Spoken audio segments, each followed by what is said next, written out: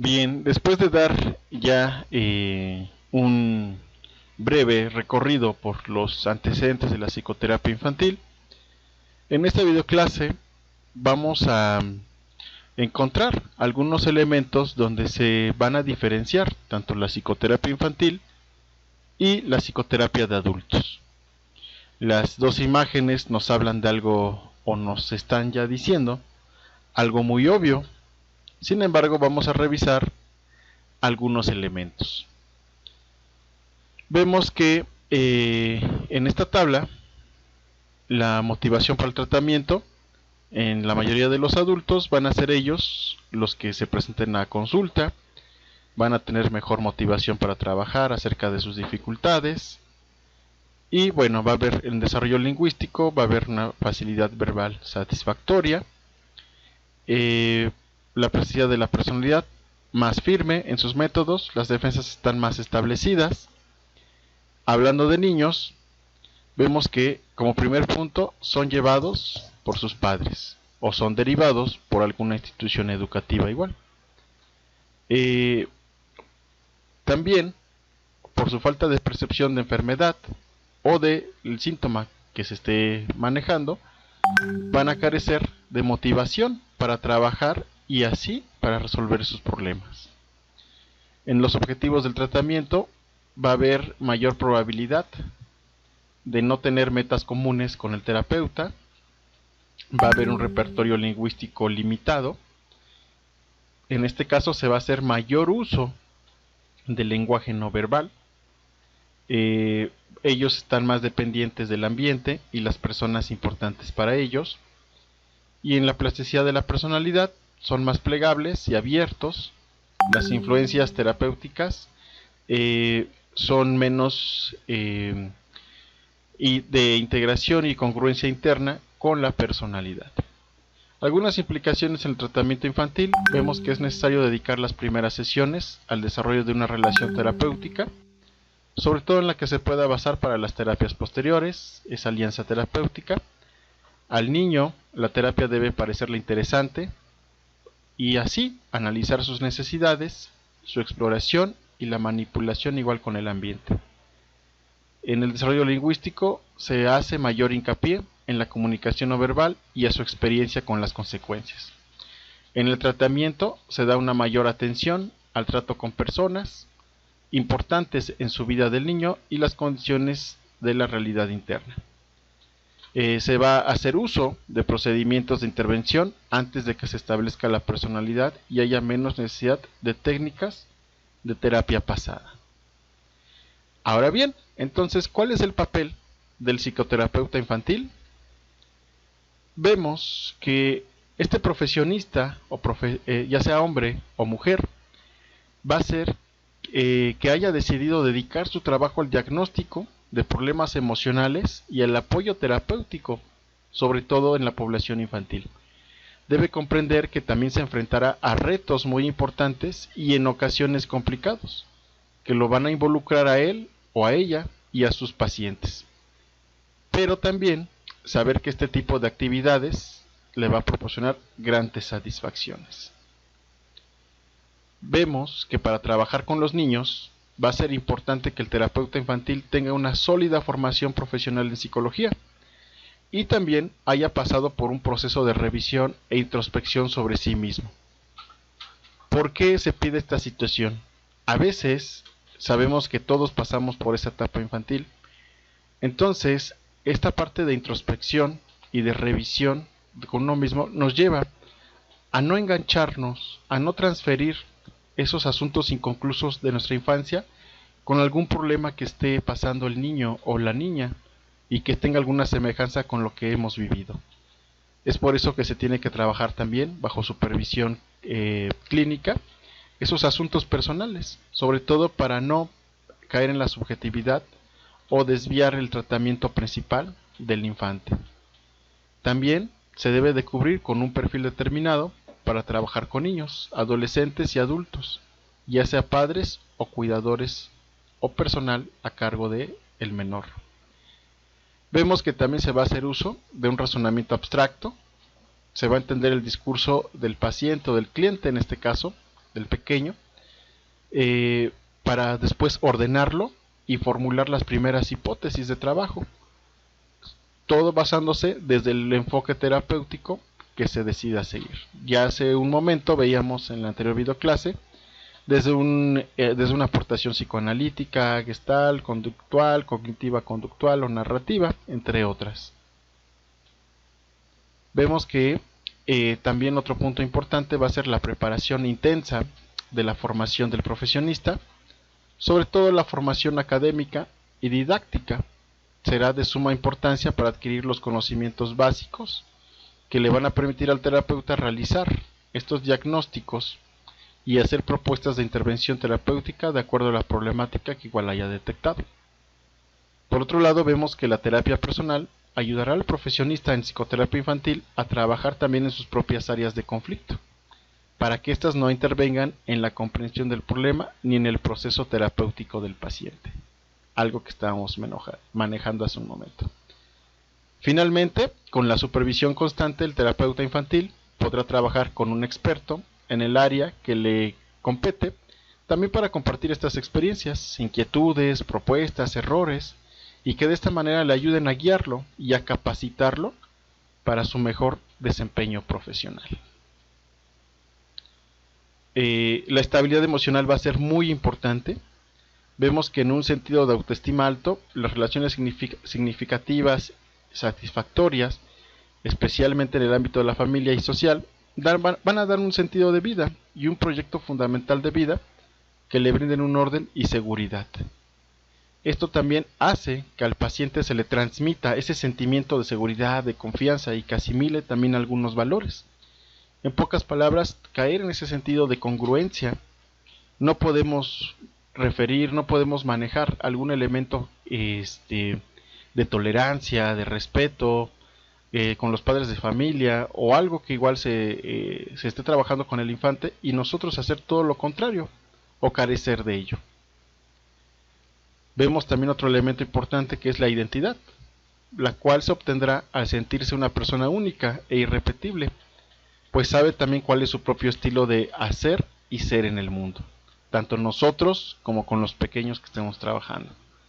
Además, el terapeuta infantil debe sentirse parte de un grupo, lo que va a lograr cuando se da cuenta de que comparte con otros un mismo idioma, experiencias, costumbres, formas de hacer y pensar, y en general una manera muy similar de la vida. En relaciones interpersonales vemos la interacción satisfactoria con quienes les rodean, con familiares, con compañeros de trabajo, con pacientes, etc. Vemos que hay una relación satisfactoria en estas relaciones interpersonales. Posteriormente vemos que también deben de existir experiencias de su relación con su entorno en diferentes etapas de la vida, mismas que han sido introyectadas en el yo, hablando de símbolos, de significados, de estructuras mentales, de valores, de sentimientos, de emociones, de paradigmas, de autoconceptos, autoestima y sobre todo códigos socioculturales, ya que estos van a constituir la esencia de su propio ser, su propio self, su propio ser, su propio yo.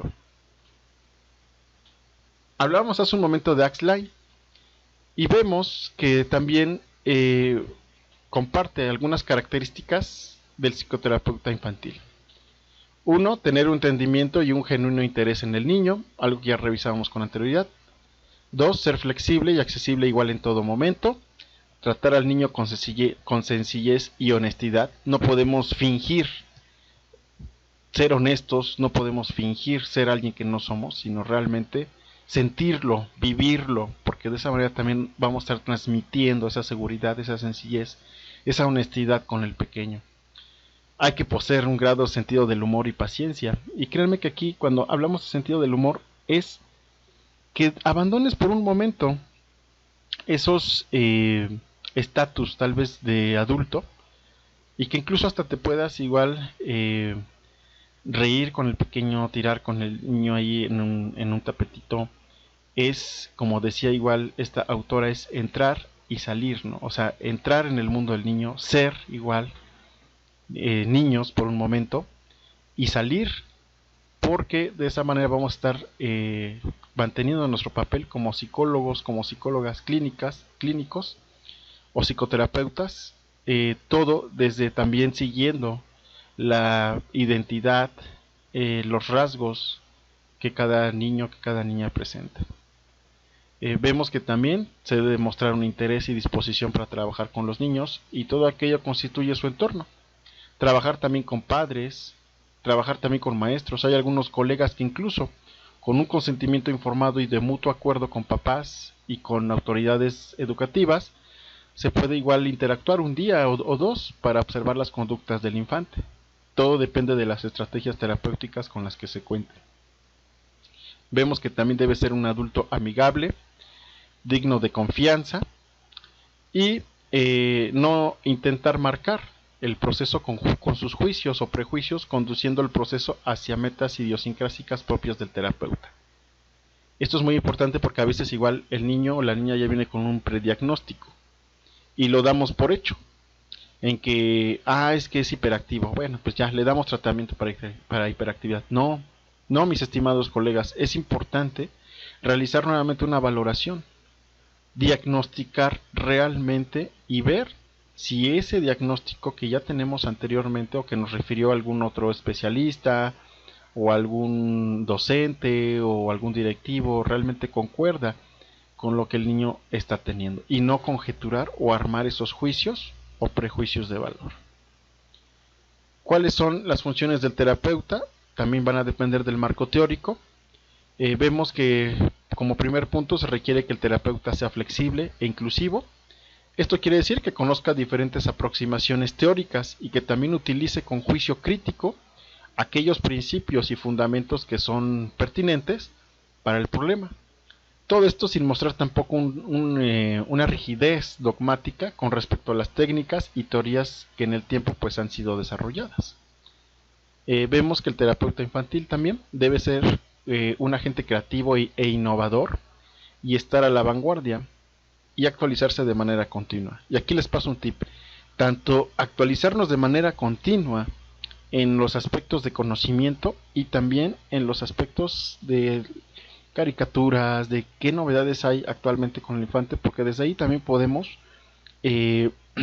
tomar esos elementos para hacer ese puente de comunicación con el infante y también extraer alguna información que estemos necesitando. Vemos que también otro punto es la importancia de la transferencia y la contratransferencia en la psicoterapia infantil. Esto hablando desde un punto de vista psicoanalítico. Vemos que en el trabajo con niños, el terapeuta infantil necesariamente va a revivir también su propia infancia. Tal vez esa niñez que quedó reprimida, que esté reprimida, lo cual hace que este trabajo también sea más complicado que el realizado con los adultos. Pues en este caso puede ser que sin darte cuenta, tú como profesionista trates al niño de darle lo que a ti no te dieron tus padres, o lo que tú hubieras querido que te dieran. Es por eso que hay que estar bajo supervisión, bajo igual en contacto con otros colegas, para ir revisando estas situaciones si es que existiesen. Vemos que también podría ser también que por diversas razones el profesional se convierta en cómplice de los padres y comprometa al niño en un tratamiento que no es necesario, ya sea por razones contratransferenciales o por necesidades económicas o de prestigio. Mucho cuidado también con estos puntos. En otras situaciones puede suceder que se convierta involuntariamente en juez de los padres, cosa que a veces ellos también temen, y que por eso en algunos momentos no van tampoco a la psicoterapia, ya que en algunos momentos pues ven confirmada esta sospecha. Otro punto, vemos que es importante que el terapeuta evite jugar este papel, pues no va a tener derecho de juzgar a los padres, quienes también reviven su propia infancia con sus hijos. Remarco, quienes también reviven la propia infancia con sus hijos. Entonces, por lo que aunque no quieran ser como sus progenitores, a veces se descubren actuando exactamente como ellos. Por eso es que este tema de la psicoterapia infantil va mucho más allá de lo que a veces pensamos. Este material igual se va a estar compartiendo, lo vamos a estar manejando. la referencia de la doctora Faina Esquivel y Ancona, Psicoterapia Infantil con Juego y Casos Clínicos, Desarrollo Emocional y Psicopatología Infantil, Manual Moderno, México, página 265. Bueno, pues aquí llegamos entonces al final de estas videoclases correspondientes al primer módulo. Nos vamos a seguir saludando en el siguiente. No olviden revisar las actividades propuestas y realizar las mismas para que vayamos enriqueciendo este tema. Recuerden que si existe alguna duda, pues nos podemos mandar un email o también un contacto directo por medio de WhatsApp. Gracias por su atención y nos seguimos saludando en la siguiente videoclase.